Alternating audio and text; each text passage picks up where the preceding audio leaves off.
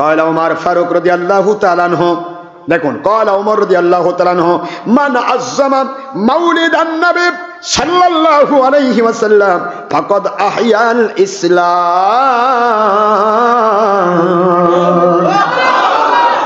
কি কথা!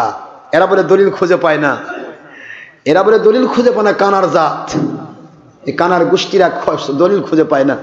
আমার নবীজির ব্যাপারে ওমর ফারুক আমিরুল মুমিনিন, কি আমিরুল মুমিনিন, 36 লক্ষ বর্গ মাইল স্তরের খলিফা, অর্ধ জাহান করেছ শাসন দলিল তক্তে বসি। ওমর অর্ধ জাহান করেছেন শাসন দলিল তক্তে বসি। খেজুর পাতার প্রাসাদ আপনার বারে বারে গেছে খুশি। খেজুর পাতার প্রাসাদ, অর্ধ জাহানের খলিফা আমিরুল মুমিনিনের জিন্দেগি বললে তো দিনের পর দিন লাগবে। যার রাস্তায় শয়তান ইবলিস যেত না 40 দিন।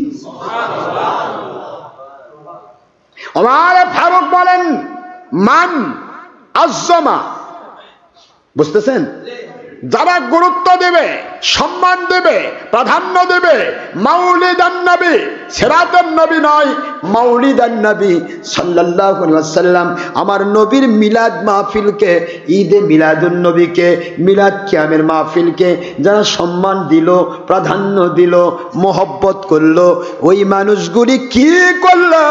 কানা আহয়াল ইসলাম, তারা যেন পুরা ইসলামটাকেই জিন্দা করলো। ওমর ফারুক বুঝালেন মিলাদ মাহফিলকে, মৌলুদের মাহফিলকে, ঈদ মিলাদুল নবী পালন করা ইসলাম জিন্দা করার নামান্তর।